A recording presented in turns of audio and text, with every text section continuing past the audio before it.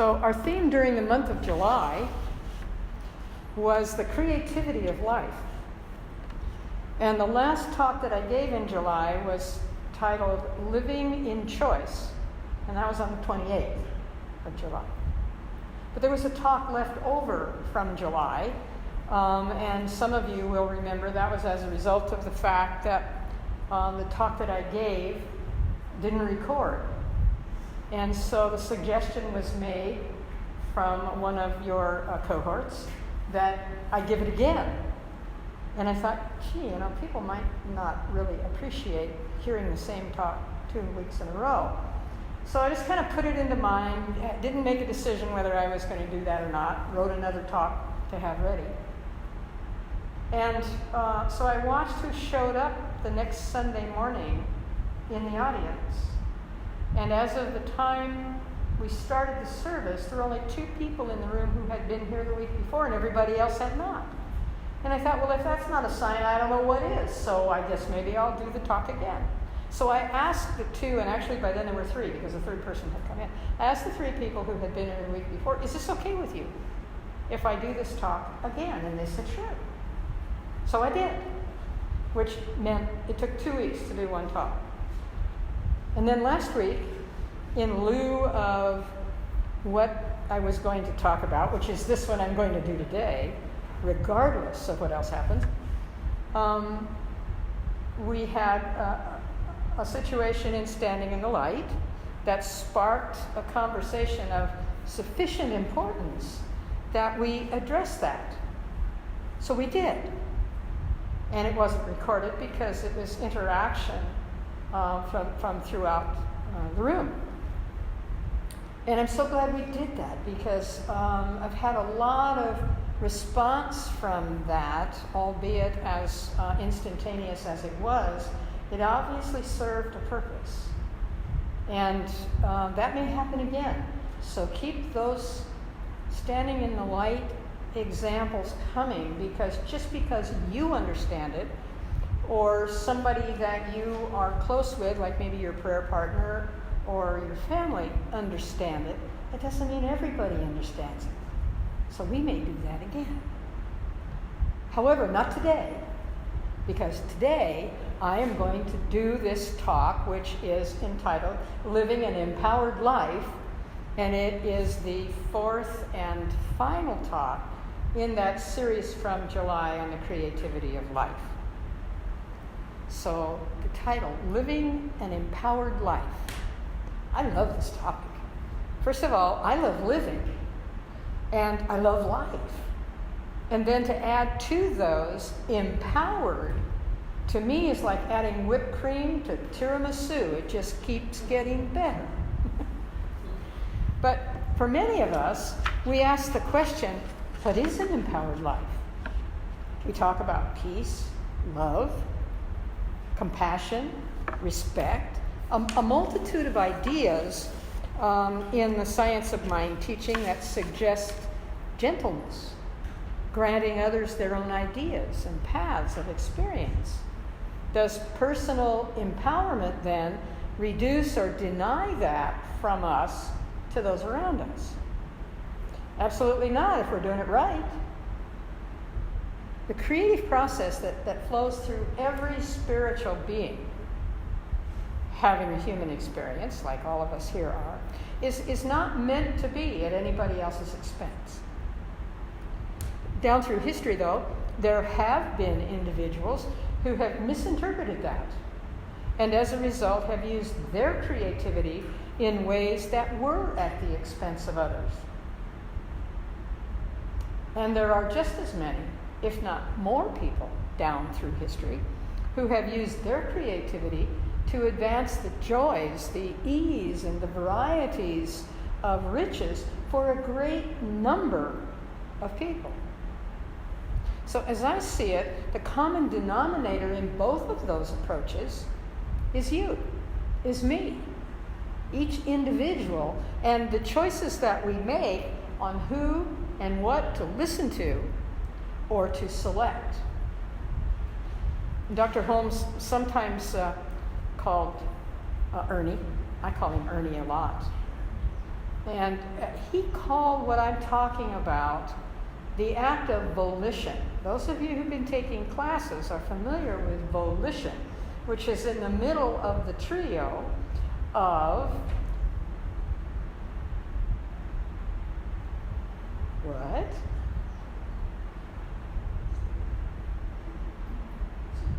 It's okay, I can wait. Well, for the time being, we'll call it intention. And then the volition, and then what? Evolution. So think on it now, because I'm going to ask the question next Sunday. We're going to put the answer on tape. So Holmes calls this volition individuality, self-choice, conscious mind, personified spirit. I like the best one, the last one the best.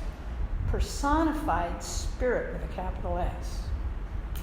Dr. Holmes had a very high opinion of the spiritual being having a human experience, which would be you and me and all other humans walking the earth now, the ones that have preceded us and the ones that will follow us. Holmes saw each one of us as being unbound. That is to say, unconfined, unrestrained. He gives great attention to the power of our words and the importance of how we choose them, how we believe them, and how we accept them. He encouraged us to be direct and definite in our mental work, reminding us that we are dealing with intelligence, universal intelligence. So deal with it intelligently. Wow, that makes sense, doesn't it? He talks about this throughout his writings. And as I was reading through them in the section on physical perfection, and also in what the mystics have taught in another one of the chapters in the Science of Mind text, I was reminded that my words, spoken aloud or formed silently in my mind, are what empowers me. So my use of the intelligence granted me upon the act of creation is how I direct my life. And it comes from within me. And the words I've just spoken, in first person singular, you can and may repeat as well, because it's true for each of us as individuals, that our use of intelligence upon the act of creation is how we direct our lives. And it always comes from within. Whether as a result of your spiritual practice or as a result of your being open to allow it. And get ready now, get ready for this. And even when you resist it, it comes forth. You may deny it any space, but it still comes forth, awaiting your acceptance of it. So, none of us is ever bound by any limitation. We are only bound by limited thought. The power within us can free us from any and all negative or distasteful conditions when we understand that and when we utilize that. There is a spiritual mind treatment in Dr. Holmes' Science of Mind text in the chapter titled The Practice of Spiritual Mind Healing. And I actually shared that with those of you who were here last Sunday morning as the opening treatment. So if you were not here, or for those who listen to these talks but could not have heard that last Sunday, I'm going to do it as the closing treatment at the end of this talk today. And it is 100% Dr. Holmes' words. So, you can also, if you choose, open your Science of Mind text, turn to page 323, and read it for yourself.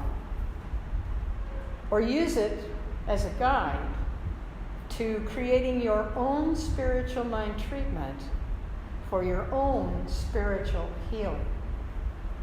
I never recommend using a written science of mind treatment more than once, because from the moment you utter those words, something is changing in your consciousness.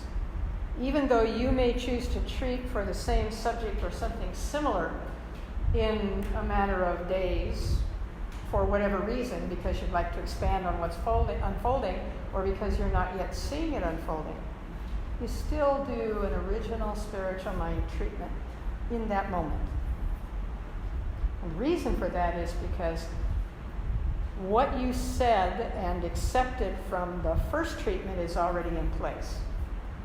If it's not complete, you start at that place and move forward, rather than trying to go back to the beginning, because that consciousness has already unfolded. So that's really important to understand. I know when we first start doing spiritual mind treatment, we write them out to be sure we hit all 5 of the steps and that we put them in the proper order, and that we use current information rather than I wish or I didn't or anything in the past or in the future. We always stay in the present tense. So you may be practicing that to begin with in order to allow yourself to feel free with the flow of words. And that's really important. As you begin to do spiritual mind treatment in the absence of writing it out and speaking those words out loud, not thinking you're framing them in your mind and not speaking them, but rather speaking them out loud so your ears hear the words that you speak, you find that the words flow more easily, that some of them are words that you surprise yourself when you use them because they're either big or they're really powerful words. And you find yourself catching yourself when you say, I wish, or I think, or I hope. And instead you say, I am, and I do, and I accept, all in the present tense. So it's important for you to write your own. But to use Dr. Holmes or Dr. Barker's examples as a starting place for yourself, it's kind of a kickstart to get yourself going in the direction you want to go, and then hang on to the handlebars, take your feet off the ground, and let the engine take you through the rest of it. You really don't need all that added support. Once you get going, the words come to you. So this treatment, and you'll hear it in a few moments, you can hear the power of Holmes' belief as he aligns with spirit, with God, and directs it in his own life.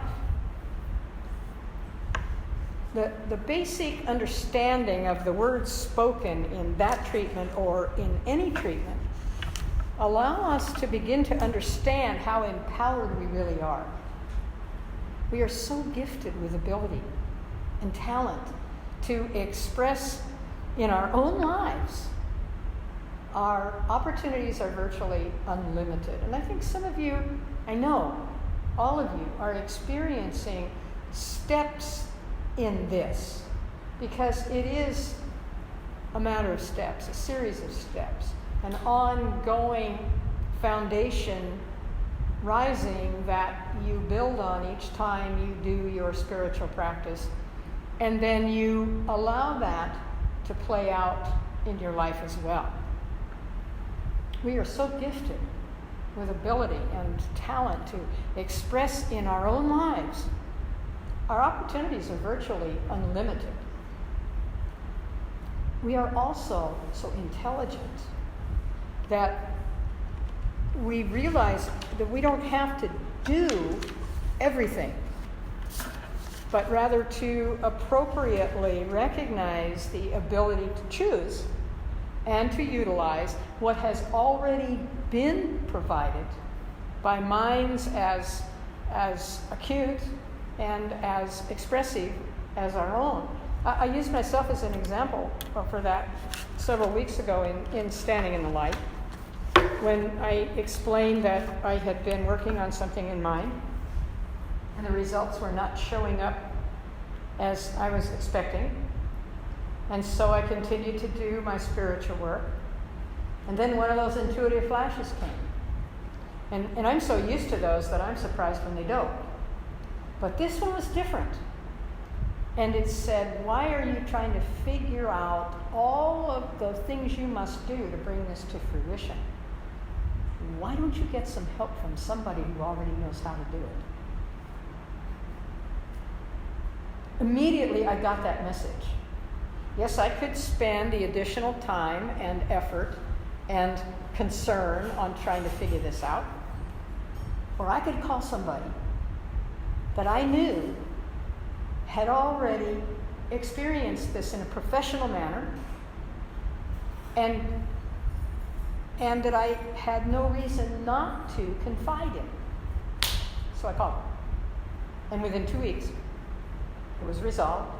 It was resolved to the level of my acceptance. I mean, it was like, hello. So you see, we don't always have to do everything ourselves, but rather to direct the outcome at no expense to anyone else, and to be accepting and appreciative of how it unfolded. So here's another example of using the availability to choose those who have already perfected a way to deal with certain things that you and I could if we spent enough time on, but could just as easily utilize the minds that have already worked it out. I had no more than written what I just said to you a few moments ago about the other minds in the world that are as acute and expressive as our own. And I was working on this topic, when my computer, my iPad, and my iPhone all lost contact with the internet at the precise same instant. So maybe it was 10, 15 minutes that they were unavailable. But it was enough time for me to remember that there was a time when there was no such thing as an internet.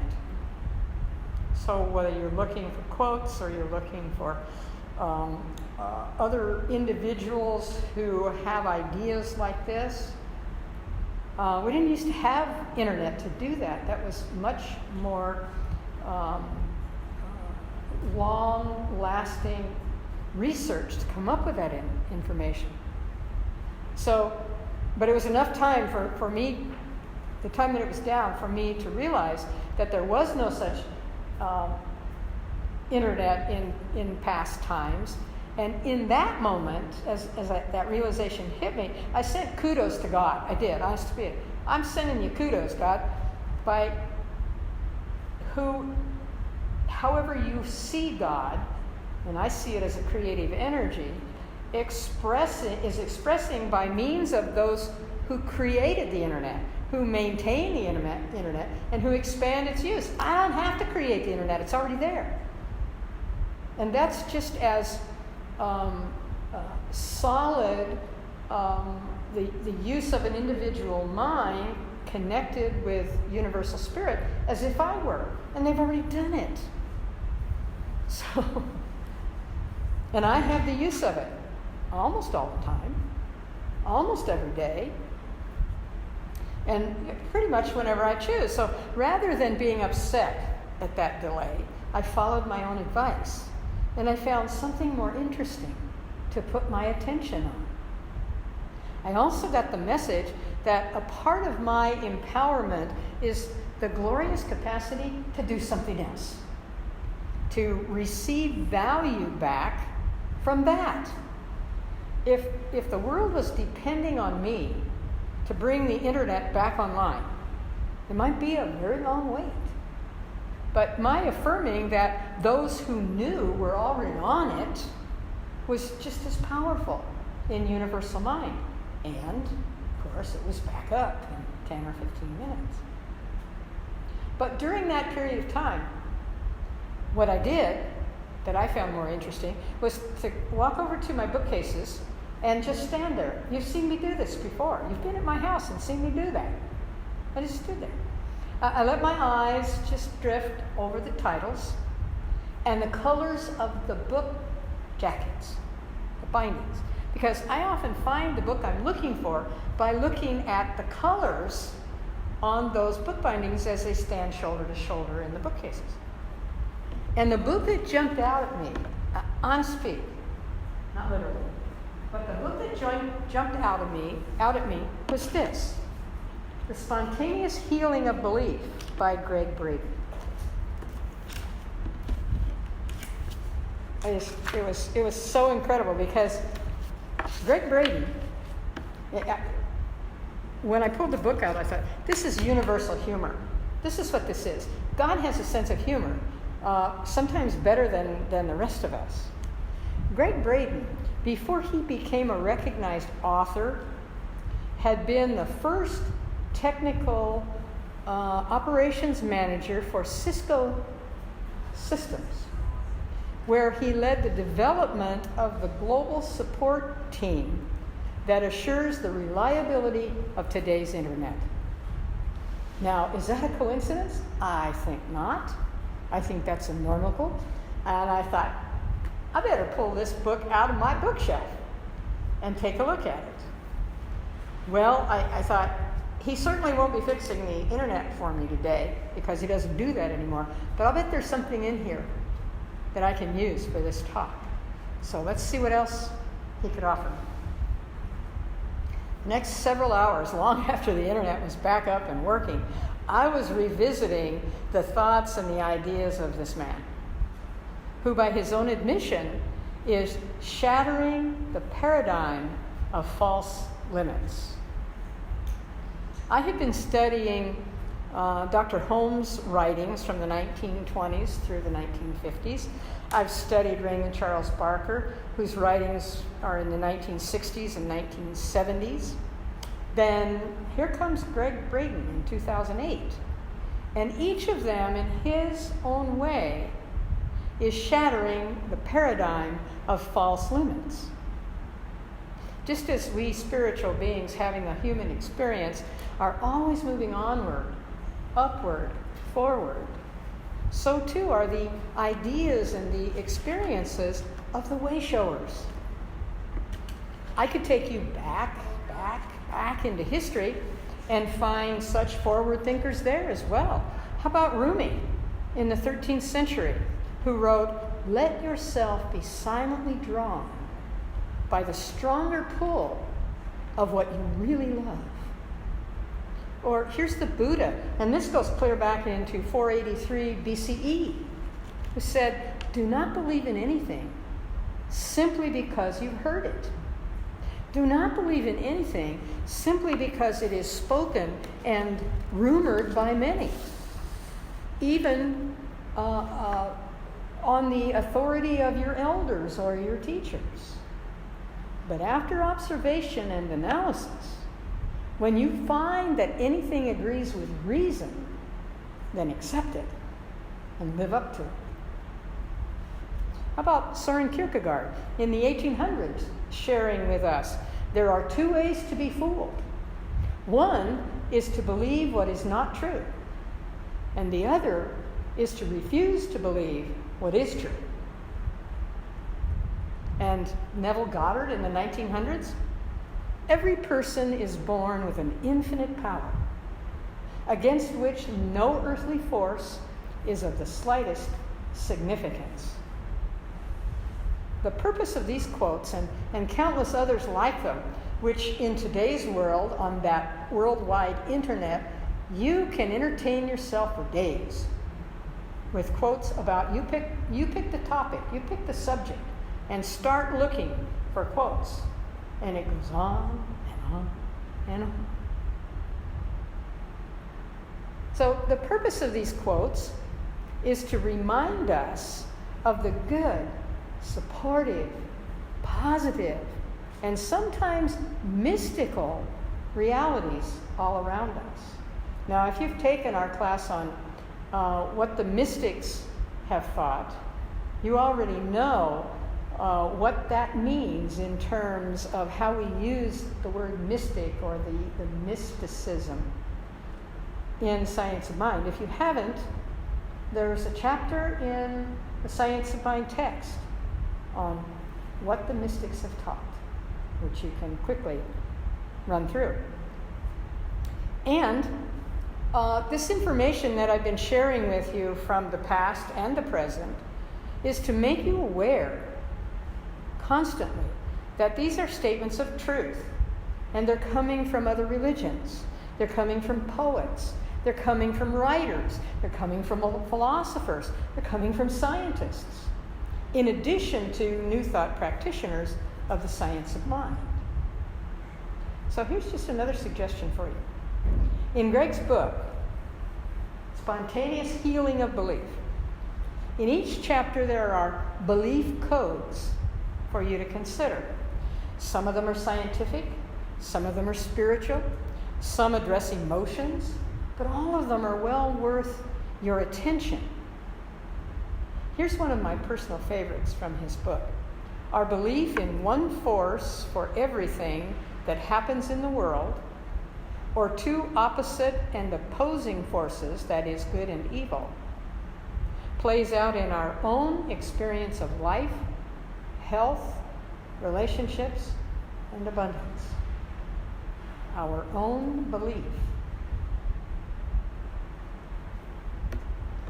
So, coming close to the end of this theme for July, I'm going to close with that spiritual mind treatment that I made reference to earlier in this talk, and that is actually, you heard 2 Sundays ago, but not on tape.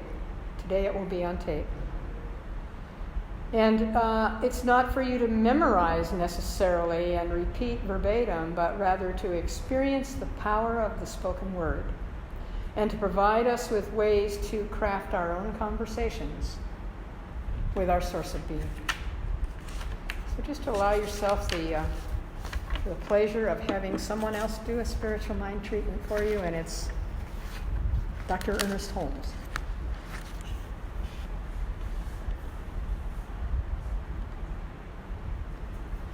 There is one infinite mind from which all things come. This mind is in, around, and through me.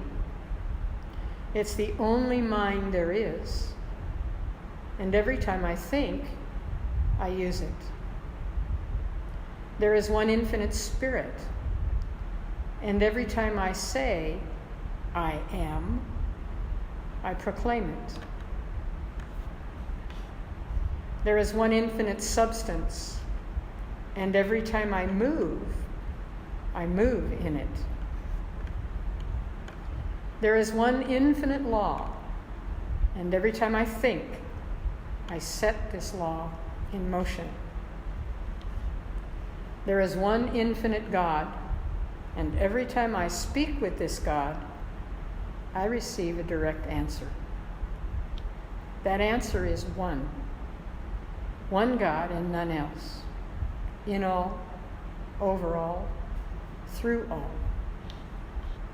There is one limitless life which returns to me exactly what I think into it.